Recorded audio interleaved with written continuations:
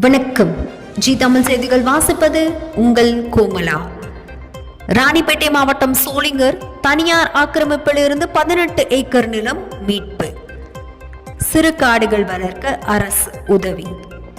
ராணிப்பேட்டை மாவட்டம் சோளிங்கர் அடுத்து செக்கடிக்குப்பம் கிராம பஞ்சாயத்திற்கு சொந்தமான 18 ஏக்கர் மேய்க்கால் புறம்போக்கு நன்சை நிலம் இருந்துள்ளது.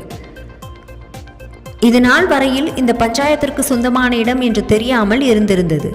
இந்த இடத்தை வேறு கிராம பஞ்சாயத்துக்குட்பட்ட தனியார்கள் ஆக்கிரமிப்பு செய்து விவசாயம் உள்ளிட்ட பயிர் செய்து வந்தனர். இந்த நிலையில் கிராம பஞ்சாயத்திற்கு சொந்தமான இடங்கள் இல்லாமல் தேடுதலில் இருந்தனர்.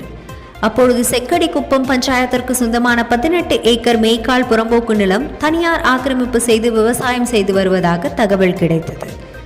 இதன் பேரில் மாவட்ட ஆட்சியருக்கு தகவல் கொடுத்தனர். உடனடியாக மாவட்ட ஆட்சியர் அந்த நிலங்களை மீட்டு அந்த பஞ்சாயத்தில் ஒப்படைக்க வேண்டும் என்றும் அந்த இடத்தில் தரமான சமூக சிறு காடுகள் அமைக்க ஏற்பாடு செய்ய வேண்டும் என்றும் உத்தரவிட்டார். இதன் பேரில் 18 ஏக்கர் நிலங்களை மீட்டு செம்மரம், வேப்பமரம் உள்ளிட்ட மரங்களை நட்டு காடுகளை உருவாக்க ஏற்பாடு செய்தார்.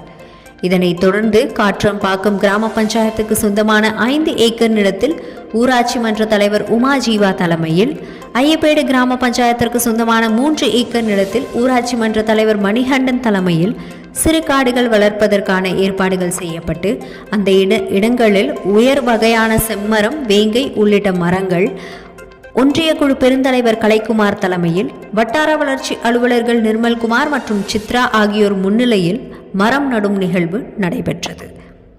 இதில் 100 நாள் வேலை செய்யும் கிராம பொதுமக்களை வைத்து குடிவெட்டி உரமிட்டு தரமான மரக்கன்றுகள் நட்டனர். என் பெயர் தீபா பாலகிருஷ்ணன். செக்கடிக்குப்பம் ஊராட்சி மன்ற தலைவராக இருக்கிறேன்.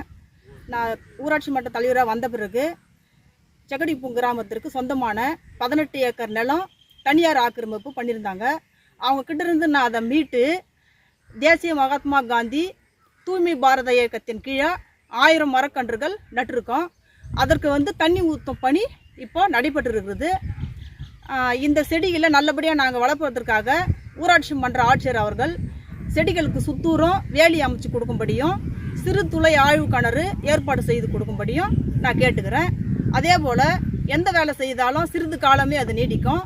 ஆனால் இந்த கன்றுகளை வளர்த்து சிறு காடாக உருவாக்கி கொடுத்தா வரும் சந்ததிக்கு நல்ல ஆக்சிஜன் காற்று சுவாசித்திற்கான நாங்கள் பயனுள்ள காடாக நாங்கள் உருவாக்கி கொடுப்போம். வேலியும் சிறு ஆழ்துளை கிணறும் ஏற்பாடு செய்து எங்களுக்கு கொடுத்தா நாங்கள் இந்த காட்டை உருவாக்கி கொடுப்போம்.